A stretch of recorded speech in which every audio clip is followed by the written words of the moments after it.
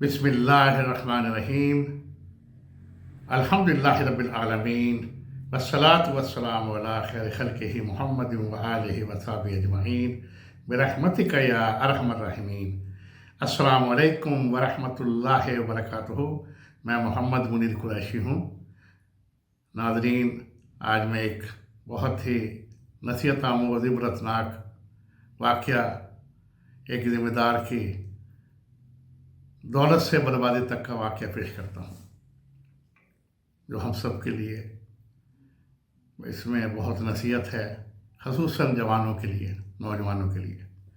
पाकिस्तान के दिल मुल्तान ज़िला में एक खुशहाल ज़िम्मेदार नसीर एक वसी व अरीज़ 125 एकड़ के रकबे का मालिक था, जो अपनी ज़रख़ेज़ ज़मीन और वाफर पैदावार के लिए मशहूर था। उसकी ज़मीन 3 हिस्सों में तकसीम थी। एक शानदार हवेली जहां वो अपनी बीवी और 4 बच्चों के साथ रहता था। एक वसी बाग जिसमें आम, किन्नू, केले, अमरूद और नींबू के दरख्त थे, और वसी खेत जहां गंदम, चावल, दालें, मकई और सब्जियां उगाई जाती थीं। उसके अलावा वो बकरियों, भेड़ों और एक बड़े रेवड़ और 10 भैंसों और 7 गायों का भी मालिक था। ज़मीन की पैदावार, दूध और मवेशियों के फ़रोख्त से बड़ी आमदनी हुआ करती थी। नसीर एक खुशहाल शख्स था, मुआशरे में इज़्ज़तदार था, और हर गुज़रते मौसम के साथ उसकी दौलत बढ़ती जा रही थी। उसके पास कई मज़दूर भी काम करते थे।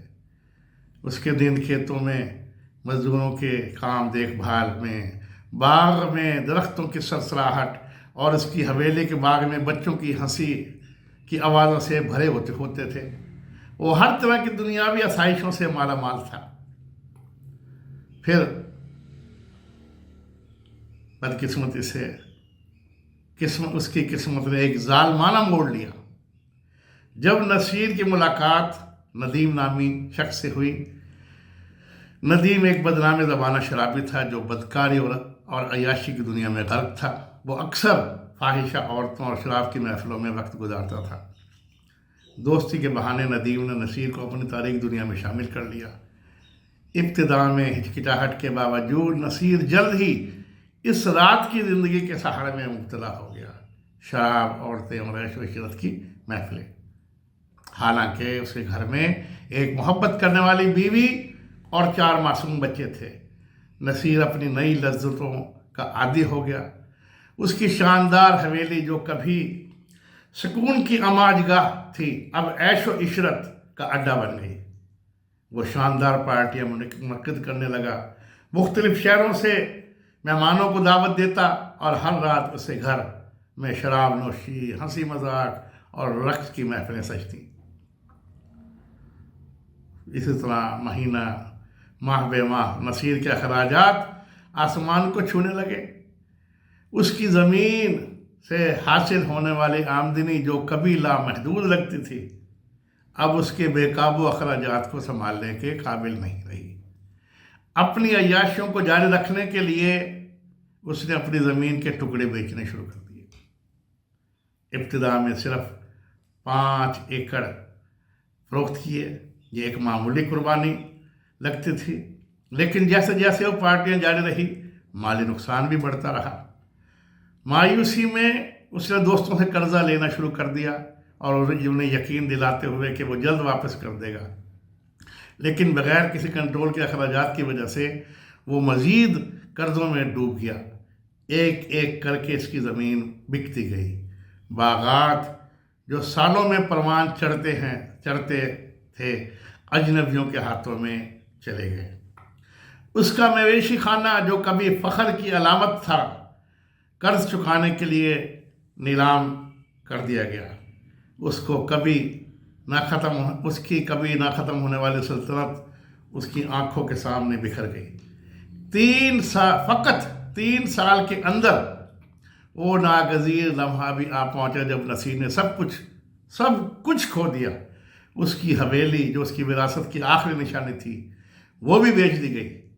जो शख्स कभी 125 एकड़ ज़मीन का मालिक, यानी 5 मुरब्बा ज़मीन का मालिक था, अब बेघर खड़ा था। وہ نام نہاد دوست جو اس کی پرتعیش محفلوں میں شریک ہوتے تھے، سب کے سب غائب ہو گئے اور اسے تنہا مشکلات کا سامنا کرنا پڑا۔ نصیر کے پاس اب رہائش کے لیے کوئی جگہ نہیں تھی۔ نصیر کو اپنی بیوی اور بچوں کے لیے ایک چھوٹے سے کرائے کے ایک کمرے میں، فقط ایک کمرہ میں رہنا پڑا۔ جو شخص کبھی وسیع و عریض کھیتوں کا مالک تھا، اب روزگار کی تلاش میں سڑکوں پر بھٹکنے لگا۔ ذمہ داری کے علاوہ اس کے پاس کوئی ہنر نہیں تھا، لہٰذا وہ تعمیراتی مزدوری کرنے پر مجبور ہو گیا اور اینٹیں اٹھانے کے لیے مستریوں سے کام مانگنے لگا۔ کچھ مستریوں نے ترس کھا کر اسے مزدوری دینے لگے تاکہ وہ اپنے بچوں کا پیٹ پال سکے۔ میری اس سے ایک ملاقات، ایک دن میں اپنے فارم ہاؤس گیا۔ ہمارا یہ فارم ہاؤس جو 5 بیگھہ زمین پر مشتمل ہے اور وقف اللہ ہے، اس میں ایک مہمان خانہ ہے، سوئمنگ پولز ہیں، باغات ہیں، ایک مسجد ہے اور مدرسہ ہے۔ ان سہولیات سے حاصل ہونے والی آمدنی مسجد، مدرسہ اور فلاحی کاموں میں صرف کی جاتی ہے۔ اس وقت ہم مسجد کی توسیع کام کر رہے تھے اور مستری اور مزدوروں کی ایک ٹیم کام کر رہی تھی۔ ان میں سے ایک مزدور غیر معمولی طور پر سخت محنت کرتا نظر آیا۔ اس کے ہاتھوں کی چالاکی نہیں بلکہ اس کی آنکھوں میں موجود گہری اداسی نے مجھے متوجہ کیا۔ تجسس کے مارے میں نے اپنے مینیجر عارف، منا بھائی جو معروف نام ہے ہمارے مینیجر عارف کا، اسے اکثر لوگ منا بھائی بھی کہتے ہیں، اور تعمیراتی انچارج آصف سے اس کے بارے میں پوچھا تو ان کے جواب نے مجھے ہلا کر رکھ دیا۔ انہوں نے بتایا کہ یہ شخص نصیر ہے جو کبھی ملتان کا ایک بڑا زمیندار تھا۔ اس نے اپنی ساری دولت شراب نوشی، فحاشی اور عیاشی میں گنوا دی۔ میں یقین نہیں کر پایا۔ یہ شخص جو پسینے میں اور گرد مٹی میں لت پت تھا، کبھی زمینوں کا مالک تھا۔ میں نے نصیر کو بلایا۔ جب وہ میرے سامنے آیا، اس کی آنکھوں میں شرمندگی جھلک رہی تھی۔ میں نے اس سے کہا وہ اپنی کہانی سنائے تاکہ دوسرے لوگ اس کی غلطیوں سے سبق سیکھ سکیں۔